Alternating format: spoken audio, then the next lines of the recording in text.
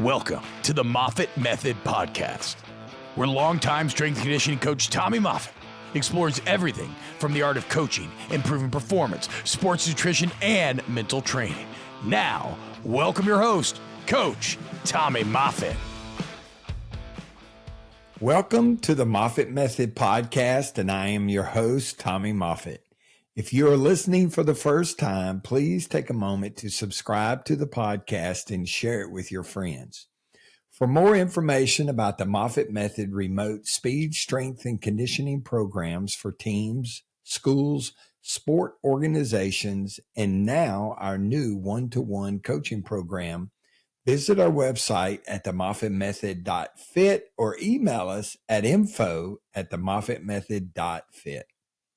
Our phenomenal guest today is Coach John Shaw, Director of Speed Development and Assistant Strength Coach for the University of Arizona football team. Coach Shaw spent the previous 2 years as an Assistant Strength and Conditioning Coach at the University of Missouri. While at Missouri, he was responsible for strength and conditioning and speed enhancement for the Tigers football team. He also served as Director of Sports Science and Mental Conditioning for the Missouri Tigers. Prior to Missouri, Coach spent a year at the University of Kansas as an assistant strength and conditioning coach. Prior to joining the college ranks, Coach Shaw spent 12 years coaching and mentoring high school athletes in the state of Alabama and Mississippi. His last 6 years, he served as strength and conditioning coach and defensive back coach for St. Paul's Episcopal High School in Mobile, Alabama, where he helped the Saints win 3 Alabama high school state championships. Coach Shaw earned his Bachelor of Science degree in exercise science from Belhaven University. He finished his playing career as a defensive back for the Blazers after transferring from the University of Alabama, Birmingham. After graduating, he began his coaching career as a graduate assistant defensive back coach and assistant strength and conditioning coach at Belhaven. Coach Shaw is a certified strength and conditioning specialist, CSCS, and USA weightlifting certified. Coach Shaw is married to Brittany Shaw, and they have 4 beautiful children, John III, Asher, Shiloh, and Roman. Welcome to the podcast, Coach. Well, Coach, I'm excited to be here. I appreciate you having me on today. Excited about our conversation today. Good deal. Well, I'm glad. I know you're busy. We probably started working on this episode a couple months ago, I guess. But I know you're busy. Probably about 4 or 5 weeks. Yeah. Yes, sir. It's almost game time. Yeah, yes, it is. And a lot of excitement all over America, man. It's football season, and so we're all looking forward to it. So let's get started here so I don't keep you all night. So Coach, tell us a little bit about your story, man. I'm really interested in hearing about it. Well, from the get-go, I'm born and raised in Mobile, Alabama. Football crazy town. Grew up, my dad was a Marine. My granddad was a pastor. So as you can imagine, a lot of discipline early on. Was taught how to treat people. And really, I'm super simple. I try to live my life by three principles. No matter what I'm doing, that's going to be serve God first, serve my family, and then serve others. And I found that's been a way for me to be able to have success in my life on whatever I'm doing. As a husband, as a father, I have 4 kids, been married going on 14 years. So it's been a good philosophy. It served me well in my life. I'm 40 years old now, and I don't think I'm going to turn back. So just my upbringing, I'm thankful for my parents, my grandparents, aunts, uncles, who taught us how to treat people. My granddad taught us some things early on. I'm thinking around 7 or 8 years old, 2 things that really stuck with me that I used, today. He said, the best thing you can ever be is yourself. So I've always, from day one, I'm going to be the same day 5,000. I'm not going to be, if you talk to one person, you're going to get the same story. John Shaw is John Shaw. And then he taught us a lesson that the biggest room in the world is the room for improvement. So that keeps us humble at the end of the day. No matter how much success I've had, playing sports. I grew up a four-sport athlete, played baseball, football, ran track, basketball. I was an all-star in most of those sports all the way through. Played college ball, defensive back, and then got into coaching. But, those lessons there have carried me on through my life. And I try to do the same for the kids that I coach, the people that I coach with, anybody that I have a chance to interact with. I try to, be a positive influence on those people around me. So that's kind of, my story, my background of who I am at the end of the day. And, it's really the foundation of my life. Yeah, that's great. And, that's a great story. And knowing that your dad was a Marine, my dad was in the Army, fought in World War II. So we were raised by a little different standard than a lot of people. It was, you know how that is. Yes, sir. So my granddad, he was a pastor, but he also served in the Army. So yeah, it was tough love, man. Do things yes, right. Sir. Always do your best. Well, yes, sir. How did you get started in strength and conditioning? So funny story here. I was, I think, a sophomore in college. Went home for breaks during the summer. Was looking for somewhere to train. Found a gym, brand new gym. Met a guy named Jason Powith. I think you may know that name. Yeah. So Jason Powith was a guy that I met summer of 2003. I trained with him for, I think it maybe last couple of weeks. And then he came to me and said, "Hey, man, I think you'd be a pretty good strength coach." He said, "Instead of you paying me to train, if you help me train in the facility, you can train for free." So that's how I got my start. And funny story is, Jason had just left LSU with none other than Tommy Moffitt and a guy by the name of Gail Hatch. So, yeah, man, I was fortunate to get my start with Jason Powith.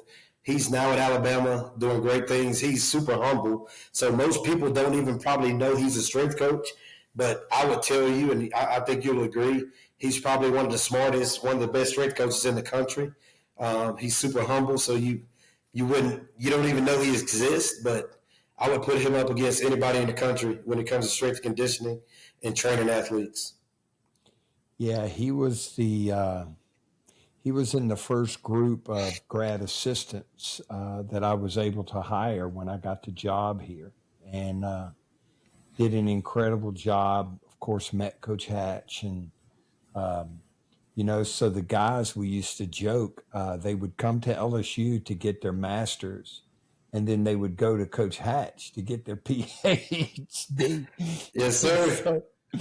So Jason got his butt worked off by Coach Hatch, and he got that Hatch PhD, and then he went, and I don't know how he ended up going, to Mobile. I guess he was just looking for a job, and ended up, on the Gulf Coast, and was coaching. I think at one time he actually, and maybe you were lifting at a Gail Hatch satellite gym. Is that where you met him, or was he coming to your school? No, he was at a place called Encore. Okay, yeah. And he was the director of performance there. Yeah. And I just, like I said, I found it by happenstance. I was driving down Airport Boulevard one day and saw the gym and said, "I'm gonna stop in here, see what this is." And the rest is history. I think God sent Jason to Mobile for me. Yeah, that's awesome. Hey, now that is a great story. Something just told you to go in there and check it out. So that's a great story. Now, how old were you then? Were you in college or still? I was in college. I was playing college while I was a sophomore at UAB, and that's when I met him. And shoot, the rest is history, man. We got to train a lot of kids in Mobile, and during that time, every summer I went home and I worked with Jason. Learned more and more about training. It was a great foundation for me because I went to school for engineering. I didn't change my degree until I met Jason. No kidding. What'd your Yes, parents sir. say about that? You're doing No, well. they were fine with it. My dad was a coach. Yeah. You know, my dad coached football, baseball, basketball, and track. So, you know, he was ecstatic that I wanted to be a coach. Okay. So Okay. it went over well. I think it was a natural path for me. You know, like I said, I think God put Jason in my path to, you know, help me progress and see, you know, what he had for my life at the end of the day, because I had no idea that I would be a strength coach. And, you know, through Jason and that relationship, man, learned so much having to, you know, train softball, baseball, basketball, golf, track, you name it. We trained every sport, athlete. So being able to be adaptable and the things you have to be, you know, to learn how to do, be a successful coach, especially at the highest levels, because you have so many different personalities. You have every team is different. You know, I'm sure at, you know, the 2007 national championship team, where my good friend Shevich Jackson played on, had an interception in that game. Yeah. You know, so we were rooting for him. That team was different than 08, 09, you know, the 03 team. So just knowing how to adapt to what you have, having a framework. He taught me always have a framework, but be able to work in and out of that framework. Yeah. You know, nothing's set in stone but your framework, you know, your foundation. The foundational pieces of your programming have to stay the same, but then you undulate in and out based on what the need is. Maybe a team that needs, you know, weight gain, strength, whatever it may be. And you just have to be able to accommodate that specific athlete and that specific team. And that's what he taught me early on. And my good friend Tiger Jones, who's director of speed over at the University of Florida, you know, he came up, and after he finished playing, he came on and trained and coached. So between me, Tiger, and Jason, we had a lot of years of experimenting, learning how to do things the right way, how not to do things. And we're just fortunate to be coming up in a time in Mobile where there's a lot of great athletes. You know, we coached a ton of high school All-Americans, and those guys came back and trained with us once they made pro. You know, guys like Mark Bayer and DJ Fluker, guys like that were coming out, you know, back in the day. So just really fortunate to be around a lot of good people early on.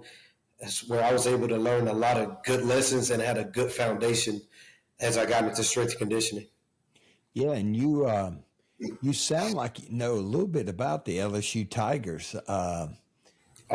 You might be a closet fan, maybe, or I was definitely, you know, grew up an Alabama fan. Yeah. My dad, except for my grandmother, she was the only Auburn fan in the house. But once Shevich signed on the dotted line, we were all LSU fans. Yeah. Shevich Jackson, who's he's the co-defensive coordinator at Marshall now. Yeah.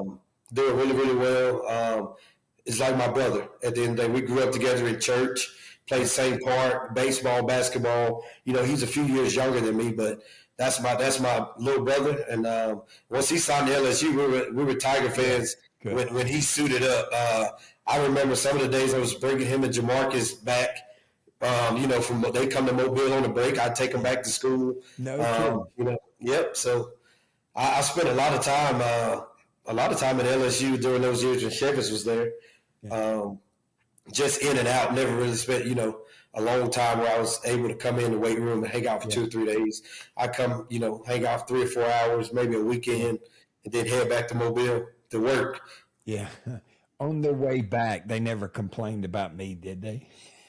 No, never. I can tell you one thing. I never heard a bad thing about you at the end of the day from the guys that I know. You got a lot of respect for, you know, what you did for those guys, and they respect you to this day. Yeah. I told Shevich I was going to be doing this podcast.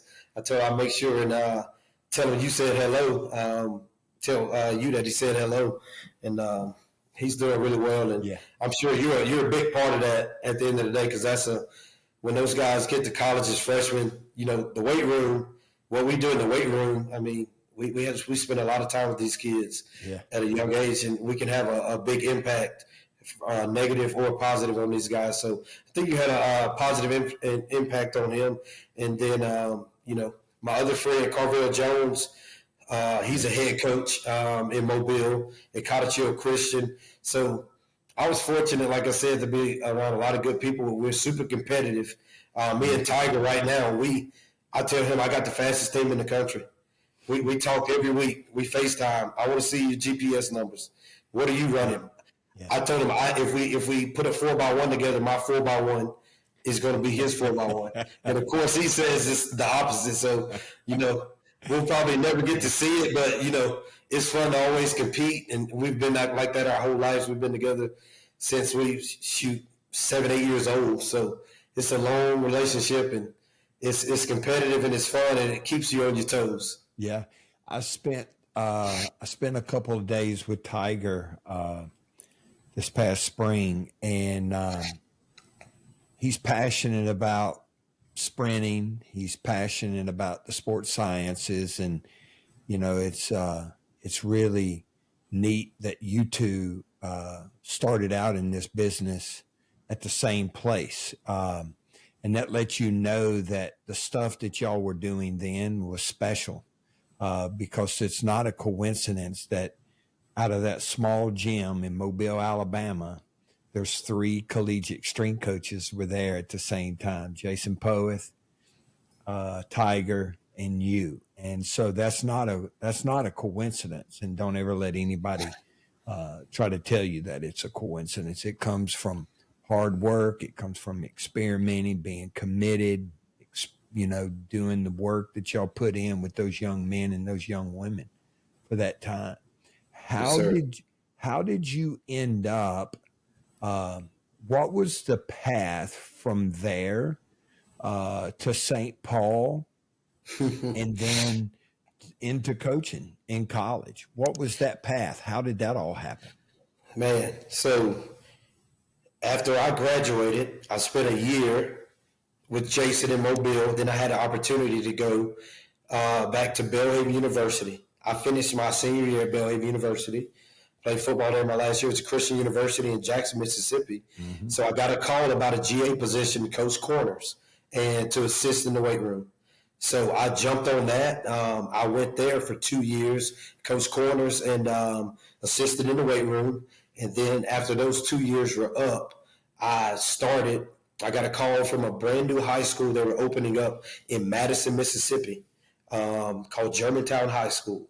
And I went there as a corners coach, assistant strength coach, and I was also track coach.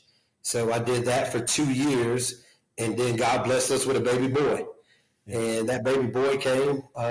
He's 10 now, so that was 10 years ago, and we ended up moving back to Mobile. And once I got back to Mobile, I went back to St. Paul's where I played. It's my alma mater. I didn't know the head coach at the time because my head coach had moved on. I went down to the field house, and I met a guy. His name was Steve Mask. And this is the coincidence. I was driving from home to St. Paul's, and I was on E. I passed 8 gas stations. For some reason, I said, I want to stop at the Shell station right down the street from the school. And I don't know why, but I did. I got out of the car. If you know me, I never meet a stranger. I talked to a guy about football. We say, man, good to meet you. We move on. 30 minutes later, I'm in the office at St. Paul's, and that guy shows up. Oh, wow. He shows up, and I said, hey, I'm here to see Steve Mask. He walks in, he says, I'm Steve Mask. And we just looked at each other and said, this can't be real. Yeah. So that was our first experience with each other. We actually met each other at a gas station. And then 30 minutes later, didn't know it. Then we met each other 30 minutes later at the school. And that day, he said, man, I need a DB's coach. And I said, well, I'm a DB's coach. I said, I can coach the weight room. I can do track. He said, when can you start? And that's how I started my career at St. Paul's. And there were 2 other coaches there who coached me in high school, Shane Sullivan and Thomas Smith, that were there. And they could vouch for me, who I was, and the standards, the character, integrity, and things like that. So Coach Mask hired me, and, man, we won 3 state championships there. And one day Coach Les Miles was in town, and I met him and talked to him for about 5 or 6 minutes. And he said, John, I've heard a lot of good stuff about you. He said, I'm at Kansas now. He said, I think you can help me. And that's how I got my first Power 5 football job. Coach Les Miles, who you had the pleasure of working with at LSU. So my story is crazy. I can only contribute to God's grace and mercy. God had a plan for me, and he's been blessing me all along the way. How do you think it would have turned out a little different had you not talked to Steve in the parking lot at the Shell station? Who knows? I just think that was part of the story that you can't make up. Yeah, that's amazing. That's amazing. It could have gone, it could have gone either way. You never know. So that's another experience that's made me unique in strength and conditioning. I coached defensive backs for 10 years. So I was a football coach, coached track as well. So understanding, how the training translates to the field. Yeah. Because I was the strength coach and speed coach, plus I was the DB coach. So being able to marry those two things together, because what matters is what happens between the lines. The off-season stuff is great. They're getting faster, they're getting stronger, more explosive, but can it translate in between those lines to wins? And that's our job to build.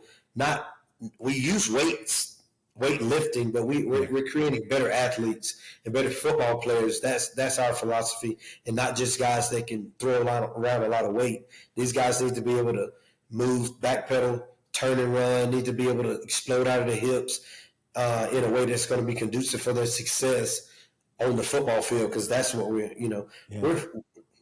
football strength coaches. It's a little different than being just an Olympic strength coach at the end of the day. So that experience in high school and all those years, I was able, when I was in Mississippi, the head coach, he's a Hall of Famer.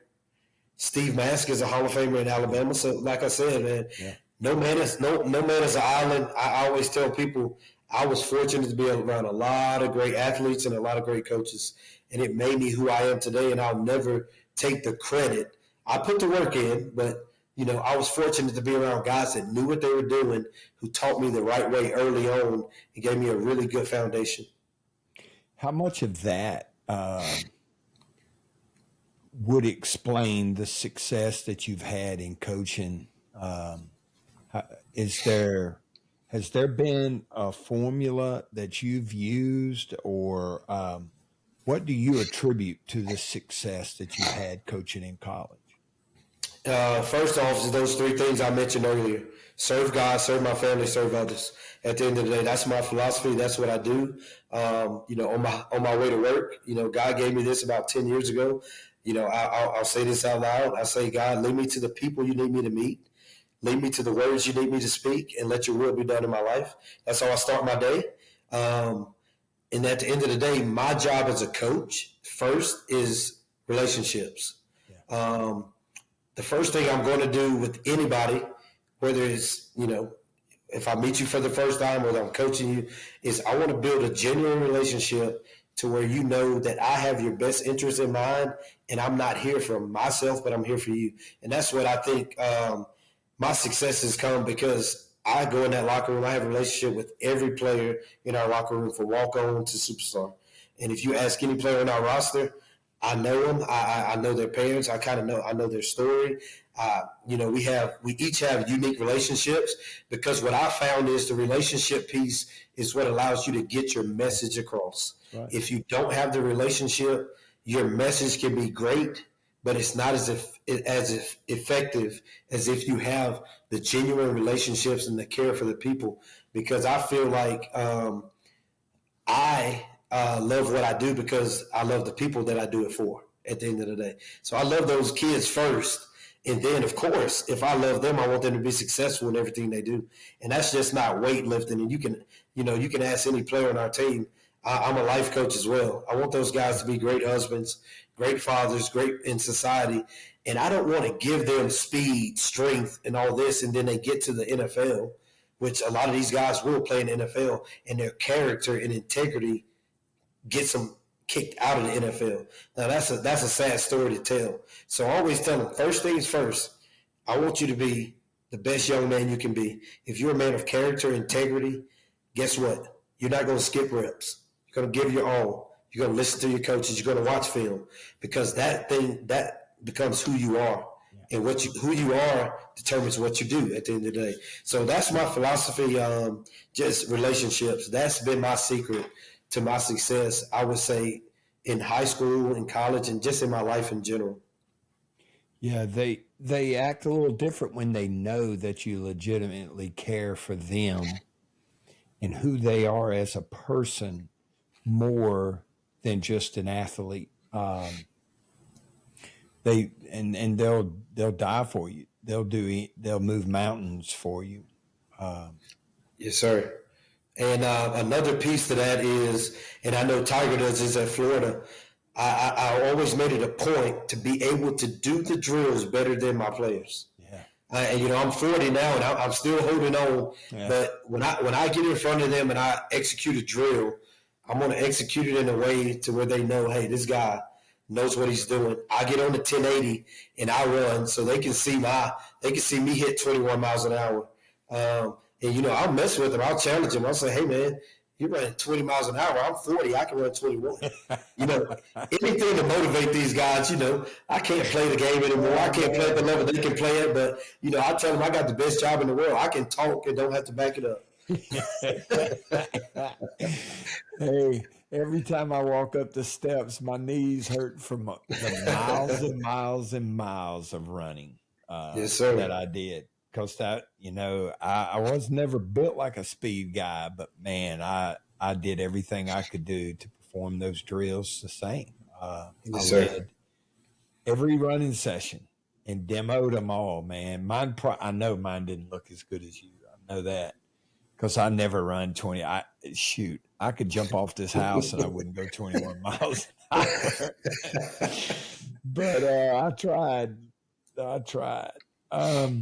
Well, now that we're talking about the 1080 and speed, let's talk a little bit about your philosophy on training for speed and how that influences the Wildcats on a day-to-day basis. Okay, so I try to keep it super simple at the end of the day. I believe sprinting is all about two things, flexion and extension at the end of the day. And I found that to be a simple way to get our guys to understand what it is to sprint. So it's flexion and extension. You get range of motion, right? Can you work through certain ranges of motion that you need to acquire, and how fast can you work through those ranges? The only difference in acceleration, and top end is the body angle. It's still flexion and extension at a different torso angle at the end of the day. So simplifying those things like that, and I simplified the process of coaching speed and programming speed. We're going to and the 1080 has helped me tremendously. I'm using the same program that we created back in Mobile in the early 2000s. No different. I just have different equipment to do it with. Yeah. I have feedback. I can prove the philosophy that I've had for a long time that I couldn't. But we didn't have GPS. We had some Brower timers and stopwatches, Our proof was, hey, this kid came in running 4.58. This kid left out running 4.32. That was our proof. But now we have data with the 1080 where we can show power, speed, strength, force output from right to left, asymmetries. So I can see all of that stuff that you as a coach, old school coach, that's the coach's eye. I can stand behind a guy and see when he has asymmetry. But now I have data and I can show the kid, I can show the coaches, and now, it creates more buy-in at the end of the day. So I'm going to either be training force and power, speed, strength, or velocity. And that's going to be based on what that individual needs. I'm always going to start off with force and power, because that's the beginning of any sprint at the end of the day. And as you know, acceleration is king in football. You got to be able to accelerate well to get to the top end. The top end is cool. It's cool to have guys run 23 miles an hour, but can you accelerate well enough to get in the open field to be able to exhibit that 23 miles an hour, 22 miles an hour? So I always start, the foundation is going to be force and power. That's going to be, around 50, 60% velocity decrement. And I figured out, we've made some calculations to where we we can calculate it on a sled and chain weight. So even, we've got a team run, we only have two 1080s. Yeah. So in the summers, I have a group of guys that are running on the 1080s, but everybody else is, my skill guys are running at a different velocity decrement than the mids and then the bigs. But that's all assessed, and we came up with the formula to be able to delineate and get the same weight as if they were on a 1080 based on their profile. So, as a sprint coach, the coach's eye was big for me growing up, and that comes only from experience. You can't read it in the book. You have to experience it to get it. And, over those years with Jason and all those athletes we trained, and my time in Mississippi and high school coach, Alabama, and then Kansas, Missouri, and now Arizona, just develop a keen sense of, when to pull back. I can look at a guy during the warm-up. I can look at the team during the warm-up and know, hey, what I wrote, it's not going to happen today. Yeah. So I can modify right there on the spot. And like I said, I attribute that to being around really good coaches like Jason, because that's what he did with us when he trained us. He could see the days that, hey, yeah, we got Max V today, but probably shouldn't do that today. They can't even get through this warm-up, so we're going to change it up. We'll do Max V, let them recover, and we'll do Max V on another day. So I think that's an integral part of programming, and I think we do a really, really good job of that in Arizona. I'm thankful for T.O., for giving me the opportunity to be here. And then he, allowing me to implement an in-season speed program, which I think that's a new thing now. Everybody's, going to that, but that's something been doing for double-digit years now. And I was able to implement that last year, and T.O. bought into that. And, man, we had some really, really good results. And the kids bought in.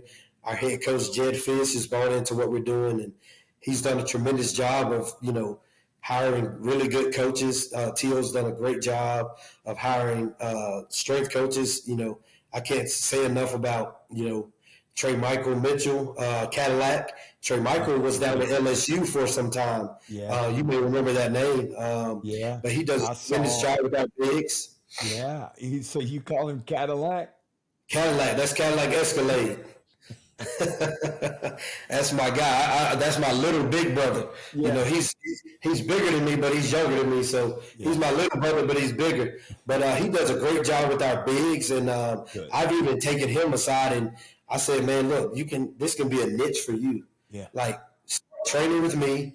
Learn how to be a speed coach. You'll be one of the guys. You'll be a speed coach that works with D-line and O-line. Yeah. There's not many of those guys out there. Most of the speed coaches are skill guys like me. DBs and wide receivers. And then we got Aaron Bros, who came from Alabama with T.O. He works with our quarterbacks. He runs our GPS system. He does some of our sports science stuff like our NOR board and things like that. Does a tremendous job. Great young up-and-coming coach. I think he's going to have a really, really bright future. He'll be a head strength coach one day and do a really, really, really good job. And then we have Blair Vaughn, who just came to us from Army. Super sharp. Now, he's done a tremendous job coming in, relating to the kids, and he's an FRC expert, which is great for me, right? Yeah.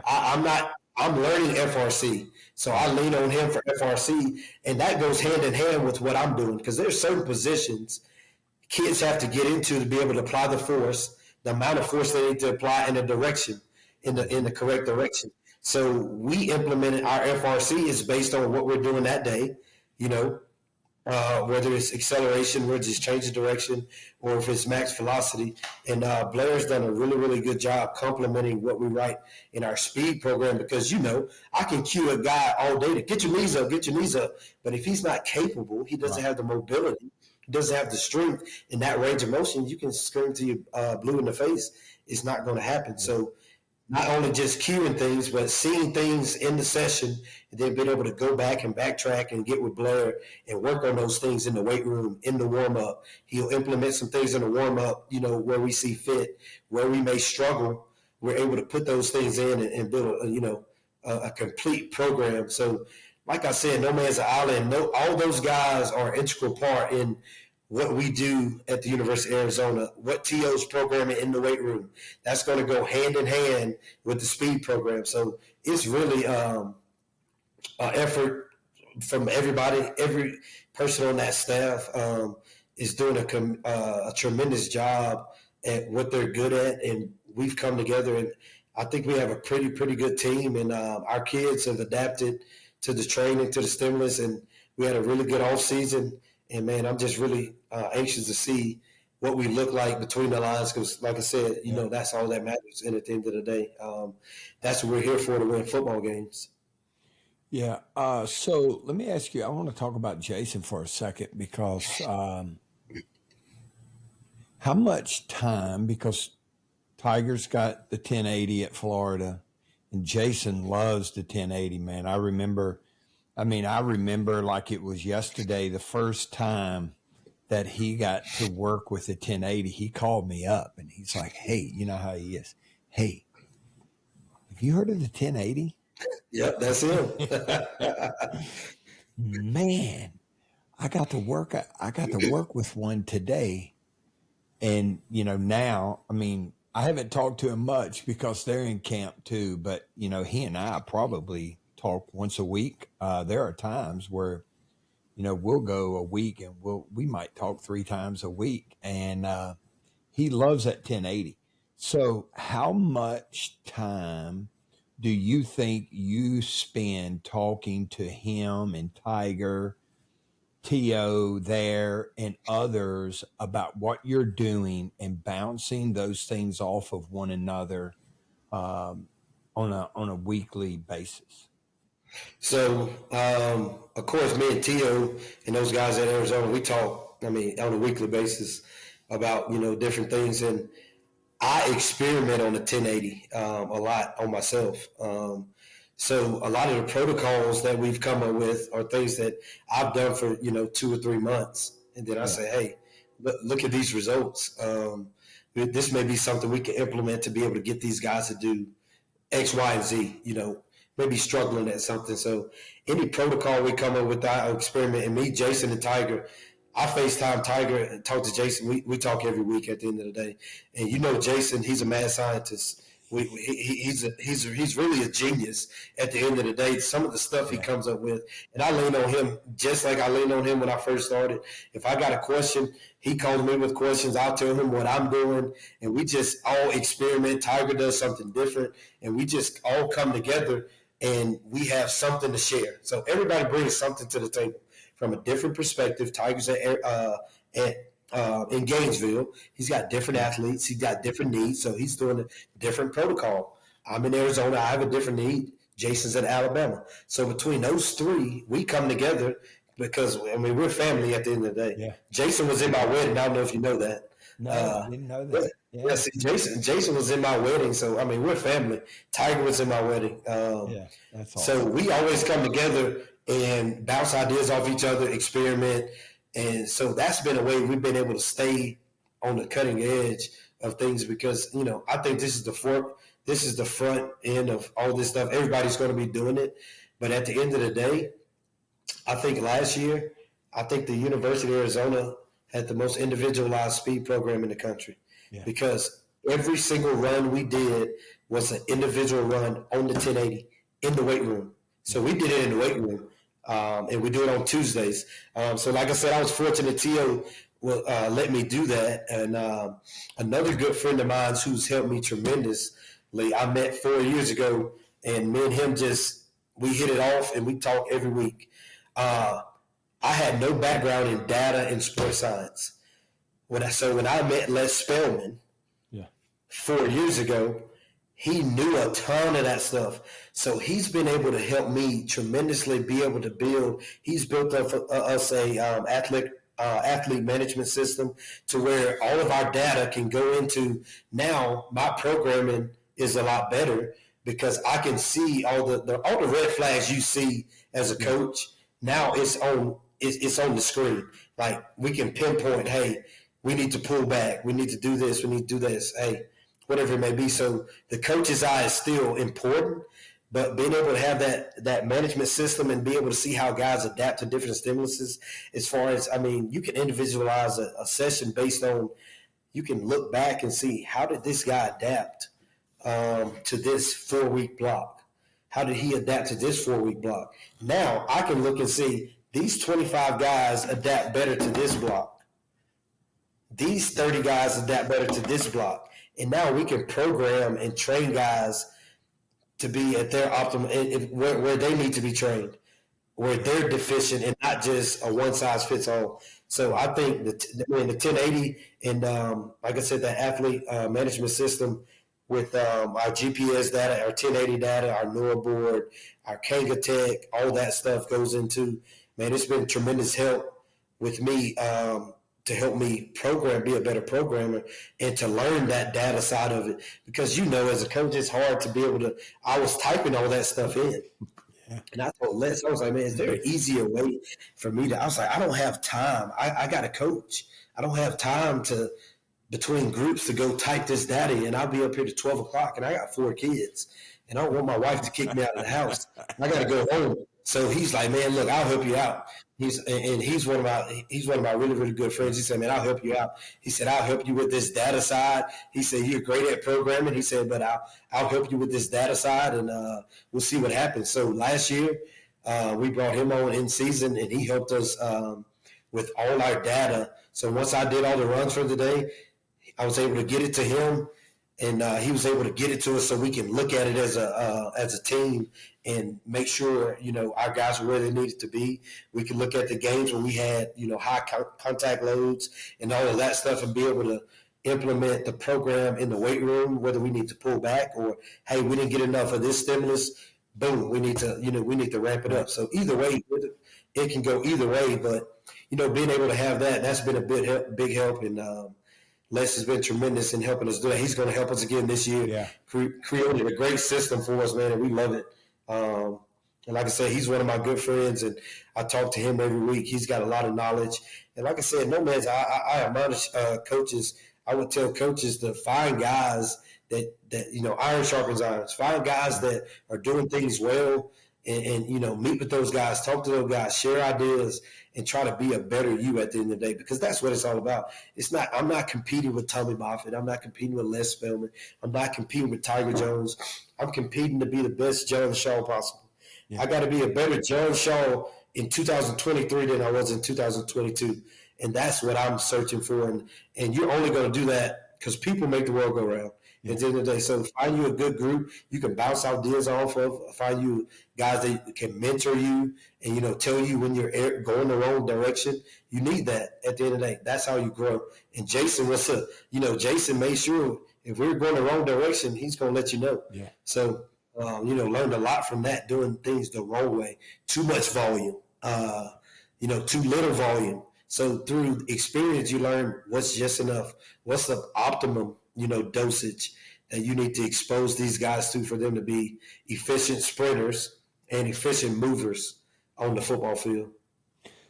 So what does a normal week look like for y'all sprint wise? And I guess you could throw some of the weights in there too during the off season. Let's say January. Yeah, January. Well, so off season, okay, I'll tell you what. One thing we're going to do is we're going to run, and we're going to run fast. We sprint 10 months out of 12.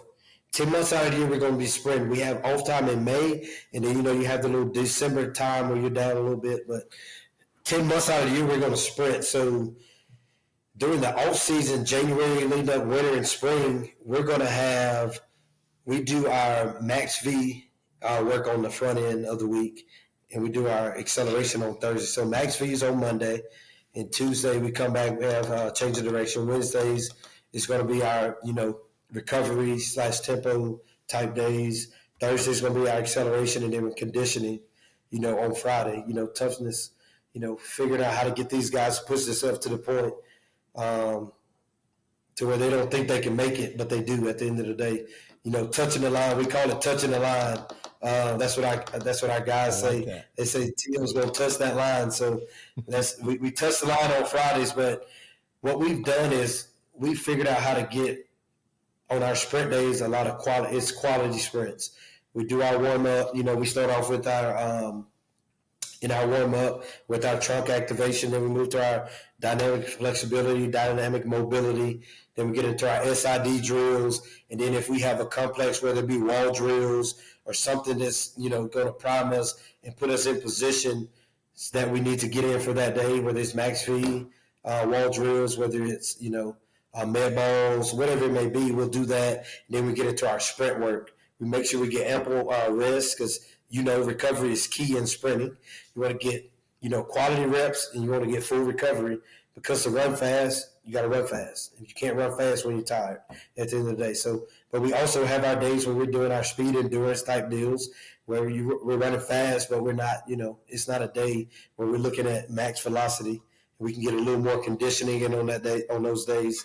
We do our decel work on Tuesdays with our change of directions. We've done a good job of implementing that in the last year or so. But we're going to sprint. At the end of the day, we're going to sprint. And then as we get into the season, we have one sprint day in the weight room. But, of course, we're going to have our sprint. Guys are going to sprint naturally on the field in football, so we have to just microdose it over the 12 or 13 weeks. But we had last year in our in-season speed program, we had 31 PRs in season. So guys are running faster in week 11 than they ran week 2, and I think now everybody's sold on it. I don't think we'll have any different results this year. I think we'll see similar results this year. We got some different kids that are progressing. We had we have a wide receiver that was when we got him, he was struggling to hit 19. He ran 22 this summer. We had several guys. We had three guys run 23. So the kids have done a tremendous job of buying in and actually putting in the work, because no matter what we program or what we do, what we say, if the kids don't come in ready to go and believe in what we're doing and put the work in, it doesn't matter. So, like I said, it's just been a concerted effort from everybody. Jared Fisher, our head coach, has created a great family atmosphere for the kids, for the coaches, and it's just it's a tremendous place to be working at. And I'm excited to be here, man. I'm excited to see what the future holds for us here in Tucson. I think it's going to be bright, and just excited to get this season going. But to go back to your question, that's how our sprint work set up. We go max V on the front end, and then we go on the back end. We'll go acceleration, and we'll move that. Like I said, we'll start force and power a couple of weeks, and we may undulate. It'll be a little different for our bigs. Our bigs may go 4 weeks into force and power out of 8 weeks, and where our skills go 2, and they move into the speed strength a little earlier, because we need to get those guys to the velocity end a lot quicker than the bigs. The bigs may get 1 week of the velocity runs, other than their free runs. Yeah. But we work them more of the force and power and speed and strength in that realm. That's what their bread and butter is. And for them, we have their max V day is a long acceleration day. Yeah. I'm not running them 60 yards. Right. Yeah. So I've got so many questions I want to add. Go ahead. So, all right, it's Monday. All right, let's say you've planned 150 yards of max velo work, and then you see somebody struggling, and you've got 50 yards of work left to do. Do you cut him off right there and let him watch the rest of the guys finish? How is that? How does that take place? Are you looking at a percentage of decrement and then you cut them off, or do you just keep rolling? So when I'm using the 1080, if I'm doing, I can see the speed start dropping. I can see the power and the force start to drop. And once it drops to a, certain percentage, or once I see, just say we got 5 runs, on run 3, I see a drop, and then run 4, I see a drop, I'm going to cut him. I'll cut that guy right there, and he'll just go do tempos. He won't just sit there. He'll get some volume and tempo runs. So they'll work on some technique, get some volume and tempo runs. Same thing on a max V day for guys. See a guy struggling, or on a max V day, if we're doing flying 10s, right? And a guy PRs 2 times in a row, and we got 2 more runs, I'm cutting him. Yeah. I'm cutting him.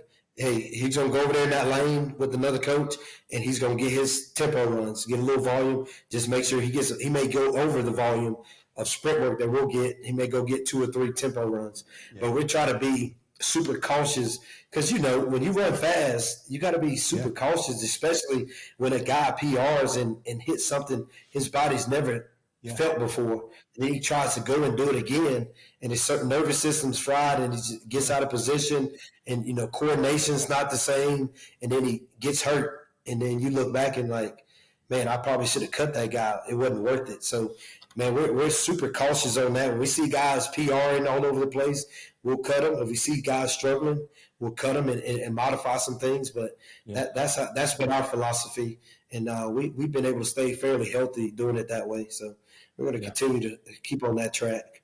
Yeah, because you'll see their RSI drop the next day when they PR.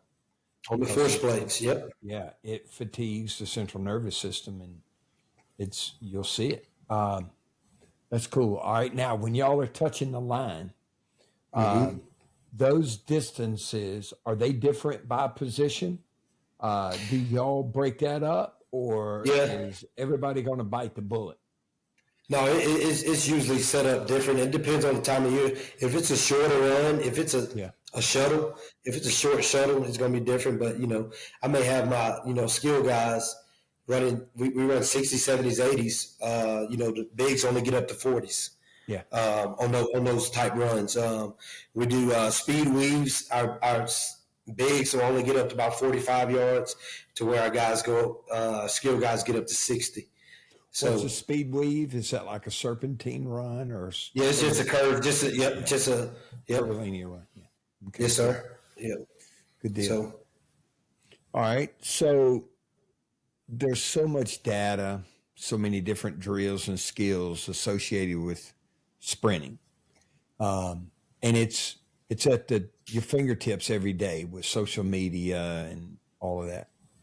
How do you decipher all of this and stick to doing those things that drives performance and influences the Wildcats' speed?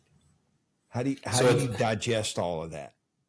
At the end of the day, I'm old school, and my foundation is my foundation. And those, simplified, like I said, flexion and extension at the end of the day at different torso angles. So those foundational drills will always be a part of my program. Yeah. What I do is you can't do it all. There's so much out. Yeah. We'll implement certain things based on what we see we need. And that's where we go and take some of the newer things, and we'll add in for 4 weeks or 8 weeks, or as long as we need to have that drill in there until our team adapts and can do and get in those positions the right way, can get in the position to where they can actually apply the force that they're gaining in the weight room. They're getting strong in the weight room in force application, but can you apply it when you sprint, when you jump, and those things? And that requires getting in the proper angles. So based on, it's going to be year to year. So like I said, I have a framework, and we'll pull drills in and out based on what we need. We may do a single switch, and sometimes, this year we were able to do triple switch right off the bat because guys have been in the program a lot longer now, and now we're doing triple switch to where we probably got the triple switch 1 week last year. Now we start triple switch week 2. That's awesome. So just collaborating with the coaches, what they're seeing, because those guys I got 2 eyes, so as I'm coaching the session and demoing, those guys are seeing things that I'm not seeing at the end of the day. And so Coach Bros, Coach Cadillac, T.O., and Coach Vaughn, their eyes as well, and they're able, when we meet, they're able to say, hey man, we're struggling with this. I saw this kept coming up. So now we can address it in our program and clean that up and then move on to the next step. Yeah. Any overspeed? Do you do much overspeed? So yes, sir. We'll do overspeed as well with our skill guys. And the first year we progressed, we did overspeed the last couple of weeks. But this year I was able to get into overspeed the last 4 weeks with our guys, and we just start slow and just ramp it up based on how those guys look from a technical standpoint. And I'm always in constant communication of how it felt at the end of the day. and then we bump it up from there slowly and gradually bump it up as long as those guys are comfortable with that overspeed. And then we even came up with a complex where we went from heavy stimulus to a overspeed run to a just a regular free run. So we had a couple of weeks where we did that, and it worked really well. The guys adapted to it well, and I'm going to continue to keep progressing that. I'm going to spend some time doing some overspeed myself this in season, just preparing for off season to do some stuff. So I'm going to do some research. Yeah. Always doing research. So me and Jason will be doing, Tiger will be doing research. He runs on the 1080. We're in constant competition to see who can run faster and all that stuff. So we'll do some of that this in season. I'll get some data from him. He'll get some data from me. And then we'll talk to Jason and try to continue, like I said, continue to get better year after year after year. Because like I said, my granddad said, the biggest room in the world is the room for improvement. Yeah. So always trying to improve at the end of the day. So that's my philosophy, and that's what we're trying to do here at the University of Arizona. Yeah. So with so much football practice these days, have you had to change a lot that you do in the summertime, or do you just have to be more organized than ever before? We just have to be, and like I said, the athlete management system helps a lot. Because we can look and see it from year to year. What that 7-on-7 individual practice looks like when those kids are out there running around.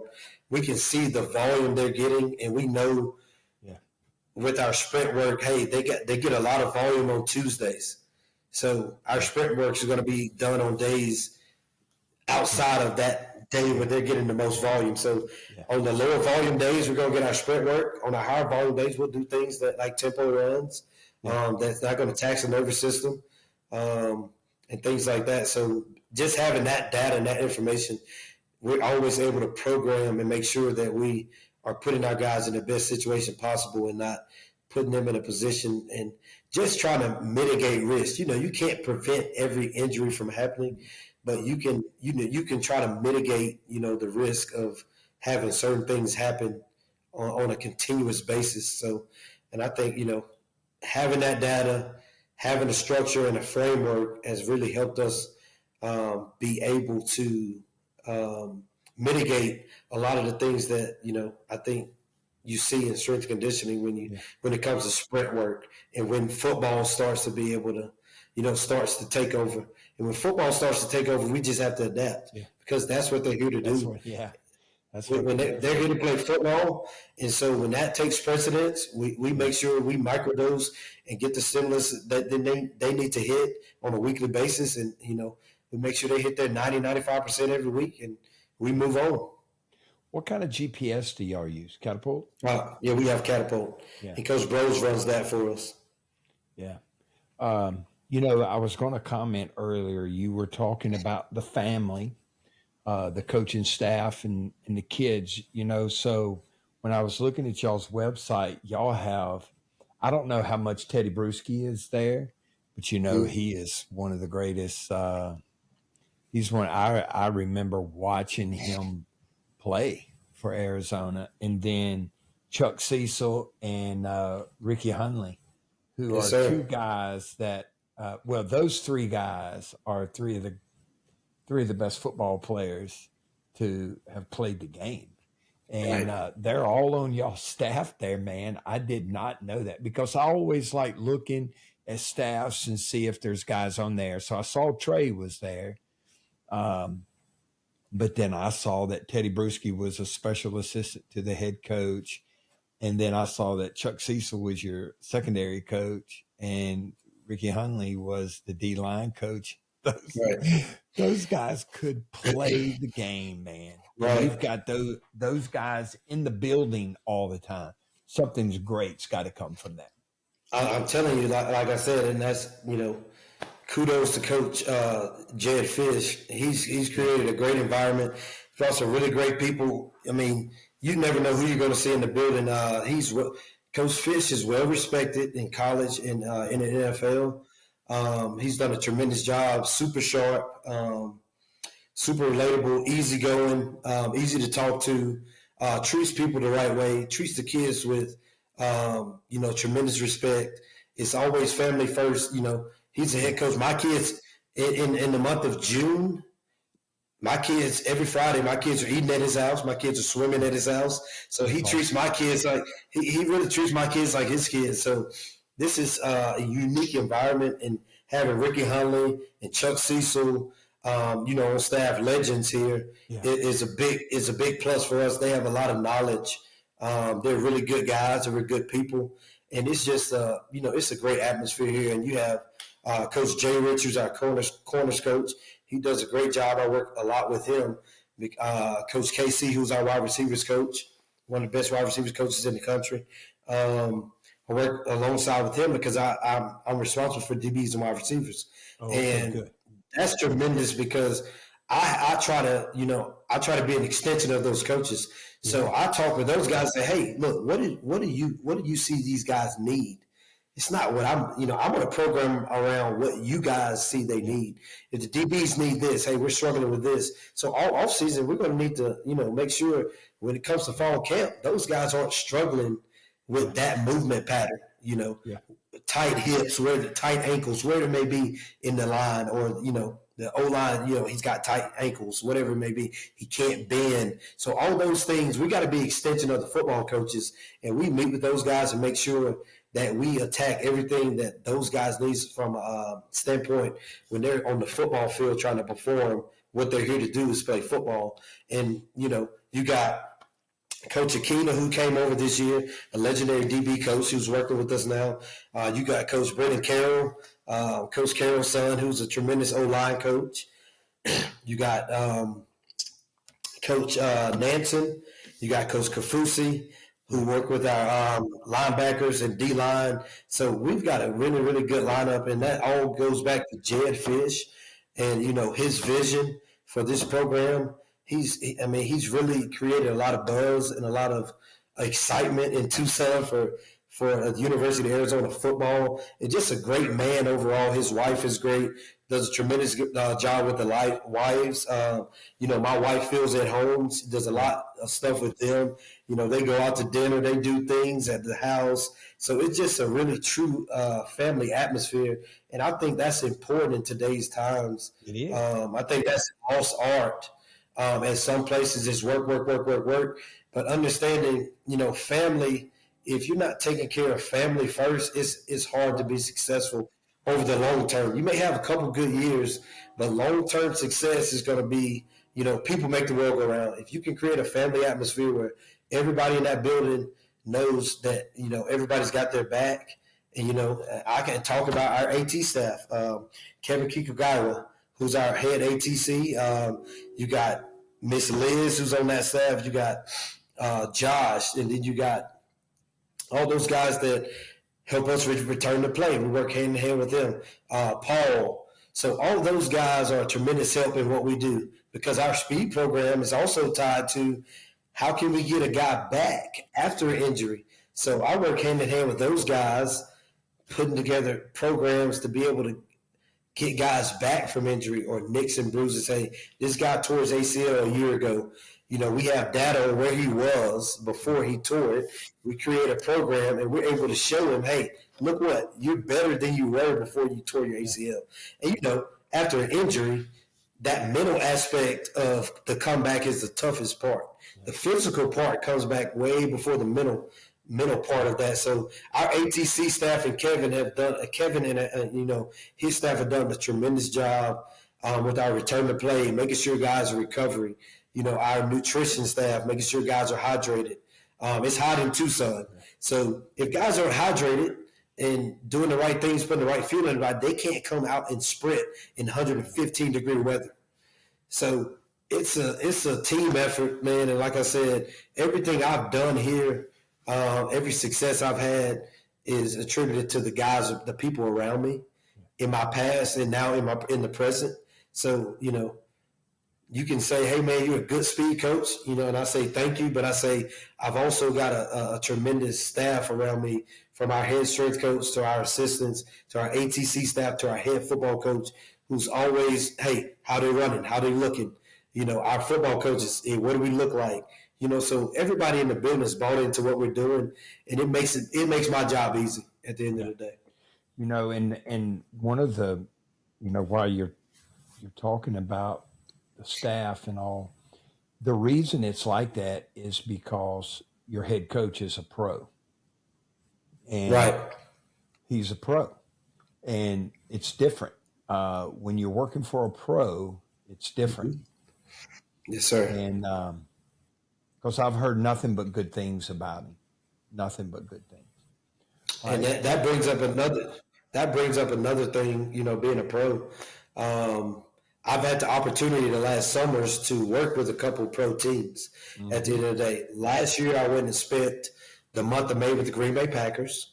And then this past year, I went to I spent some time in training camp with the Chargers.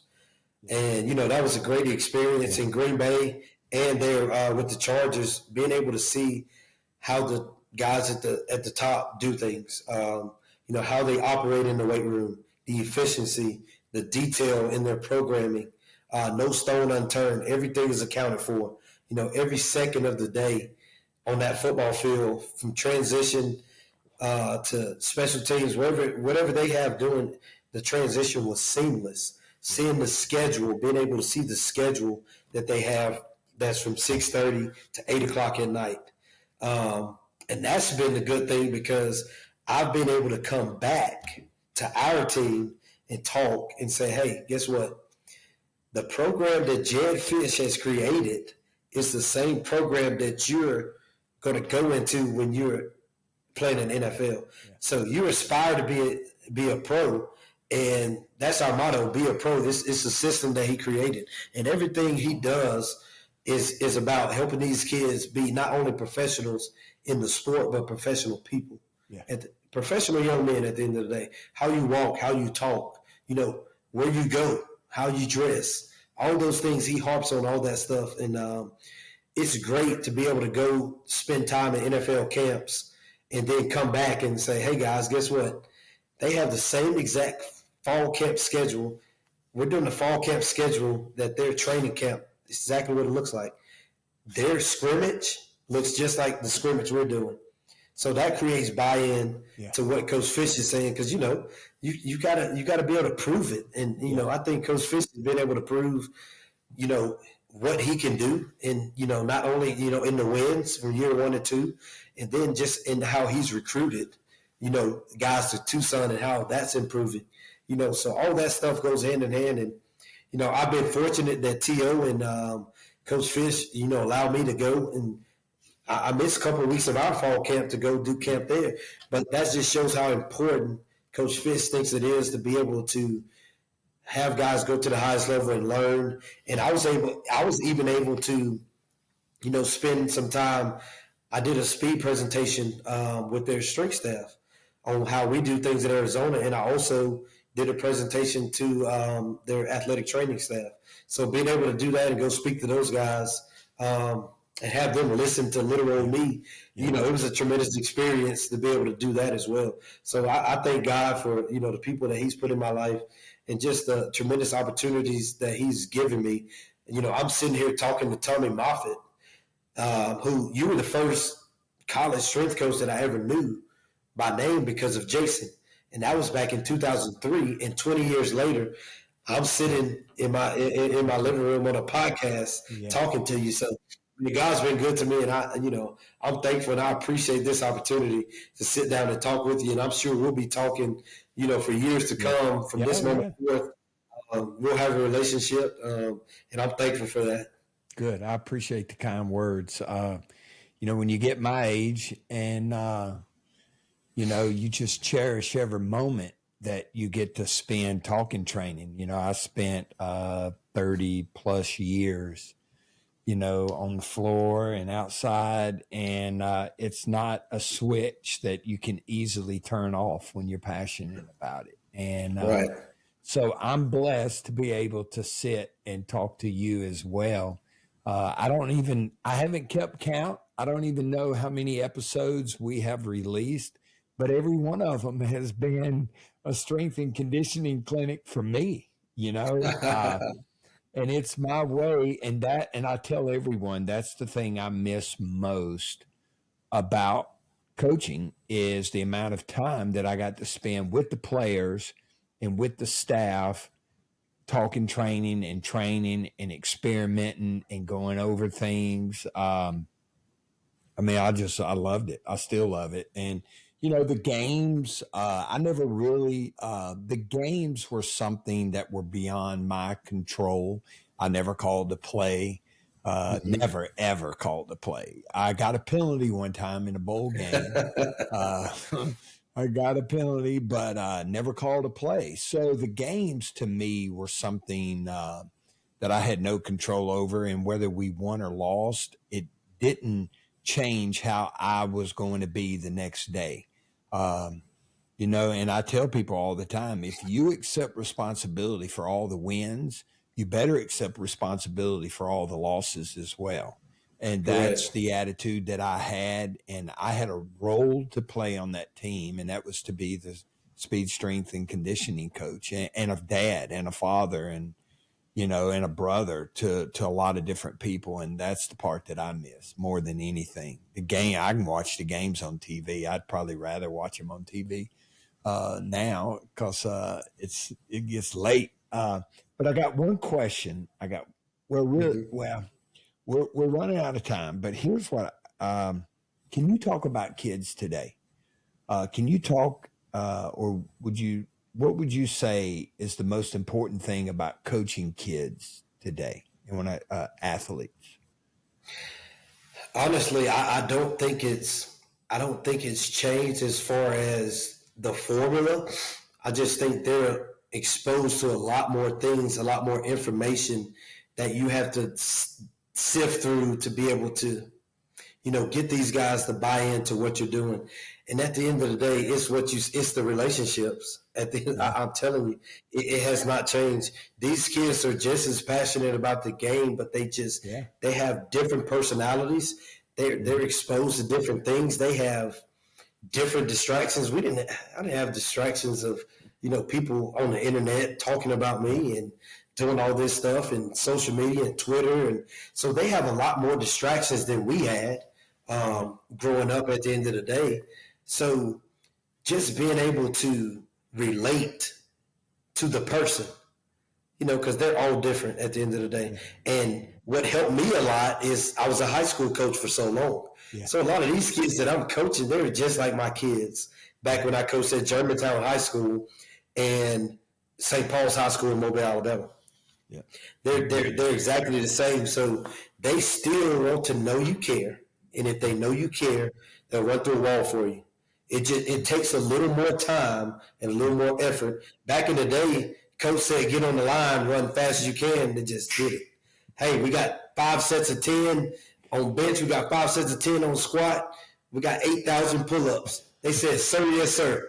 So now they may ask a question, hey, why are we doing so much? Yeah. Hey, my buddy at Clemson, they do this. My buddy, so you got to be sharp. Yeah. You got to know your stuff and be able to explain to these kids why we're doing what we're doing, how it's going to help them as an individual, and then how them getting better as an individual helps the team. Because they, hey, my boy plays at Georgia, and on Tuesdays they do this. I say, well, let me explain something to you. Let me pull up Georgia's roster real quick. Let me show you something. Let me show you the difference. So, being able to just articulate, what you're doing, why you're doing it, you got to know your whys. And you got to put a sound program together because they're going to ask. They're going to ask why. They're going to ask, when, why do we do this in the morning? Why do we do this in the evening? So you just got to be, prepared to defend, your programming and be confident enough to know you're doing what's right at the end of the day. Yeah. Build that relationship, be confident in your programming, and the rest will be history. Yeah. All right, last one, and we're going to roll. So we've had some extreme heat down here. It was 106 yesterday, official 106 in Baton Rouge. I've never seen that. And it doesn't appear to be going anywhere soon. So How do you guys handle the heat in Tucson? Do you So, do you plan your work times around it? so And we try to get our last group starts at 12 o'clock. But in Tucson, it's hot at 9 o'clock. So there's really no time of day. I mean, it's not as hot at 9 o'clock as it is at 2, but it's hot. It's 100 degrees at 9:30 in the morning a lot of times here. So what we do, like I said, our nutrition staff does a tremendous job, make sure guys are hydrated. And anytime that we're going to have some weather, where it's going to be 115, and we know, that 6 o'clock group will be fine, 8 o'clock group will be fine, but 10 and 12 o'clock group may go indoors. So we just play it based on what that weather looks like. We're not going to put guys in an adverse situation, especially on days we know we're going to push pretty hard. We'll just go in our indoor facility. Kevin, our head of ATC, make sure we know the weather every week and we can plan around, when we need to be indoor, when we need to move equipment, ahead of time, because, hey, he'll say, hey, next week, that 12 o'clock group's not going to be able to work out outside. So we can go ahead and plan ahead of time to be indoors and do whatever, setup we need to be able to transition inside and indoors to make sure that of the well-being for the kids, because that's what it's all about. Yep. Back in the day, that wouldn't have happened. No, you're gonna be outside, you're gonna sweat, and you're gonna touch that line every day. Yeah. So, do y'all practice on turf or grass? we do both. We have indoor turf and then we have grass outside fields. Okay. So we move in and out because we play on turf. So we need to practice on turf and then we play on grass sometimes. And that grass is a lot. I feel like a lot better on your joints. It's a lot more that natural surface. So as much as we can be on the grass and training, we're on that grass. But we have some high quality turf that we can train on and get ready for the games as well. Okay. So I appreciate it, man. I really do. I really appreciate it. You crushed it. I could talk to you all day, but I'm sure we'll get on another call. Yeah, we'll do it again. Yes, sir. But I promise you an hour and 15. What did I say? Hour 15. So that's hour 15. So we're hour 14. Yeah, hour and 14, man. I've been keeping my left eye on that clock over there. So, but it's been great talking to you. I really appreciate it a lot. You're doing great things. You've got a great reputation. You've got a strong core, and I'm humbled to have you on here. So I appreciate it. Well, Coach, I appreciate you, and like I always tell people, to God be the glory. It's Him, man. It's God giving me, blessing me to be able to do what I can do, be with the people I'm with, and also I'll be remiss if I don't mention, my wife. I couldn't do this without my wife. We have 4 kids, and my wife carries a heavy load during football season. So I'm so thankful for her. We've been together, for 22 years now, since high school. So she's been a tremendous help to me in my career. I wouldn't be here and be able to do the things I do with these kids, and if it wasn't for her. So I wanted to make sure I give her a shout out and make sure she knows she's appreciated and loved. Yeah. But I appreciate this opportunity, and I'm looking forward to more conversations with you, Coach. I appreciate it. Good. That's awesome. I appreciate it. Tell Coach Owens and Trey that I said hello. I appreciate him allowing you to do this, and good luck to the Wildcats this season. We'll be watching. Yes, sir. We'll be in touch. You be blessed. Yes, sir. Thank you very much. You can follow Coach Shaw on Twitter at Coach_J_Shaw. This brings us to the end of today's podcast. Thank you very much for tuning in. Please, if you haven't already done so, follow the podcast and share it with your friends. If you have any questions about the Moffitt Method, our training solutions for all sports, sports teams, organizations, and our new Moffitt Method one-to-one programming for individuals, go to our website, themoffittmethod.fit, or email us at info@themoffittmethod.fit. Have a great day, and we will see you again next week. Bye-bye.